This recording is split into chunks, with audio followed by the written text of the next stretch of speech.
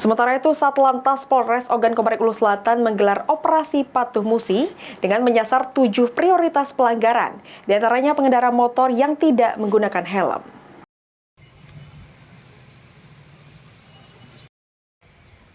Satlantas Polres Ogan Komering Ulu Selatan telah menyiapkan pelaksanaan kegiatan Operasi Patuh Musi 2024 yang akan dimulai pada hari ini hingga 28 Juli 2024 mendatang. Operasi ini bertujuan untuk meningkatkan kesadaran dan kepatuhan pengendara supaya terciptanya tertib berlalu lintas menuju Indonesia Emas.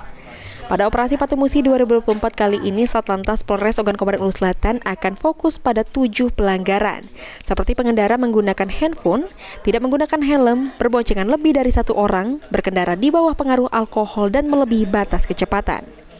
Selain itu, operasi ini akan melibatkan 30 personil dari Satuan Lalu Lintas dan akan melakukan giat di beberapa tempat, seperti di titik-titik yang rawan kecelakaan dan rawan pelanggaran lalu lintas.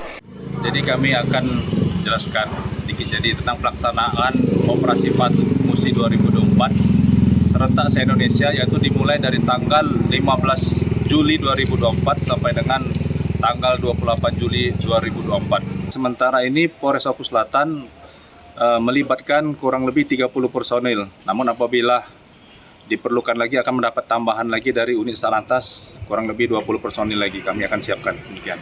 Tujuan kegiatan ini nanti apa? Jadi untuk tujuan operasi selama patuh tahun ini yaitu untuk terciptanya tertib berlalu lintas menuju Indonesia Emas. Sri Fitriana, PAL TV.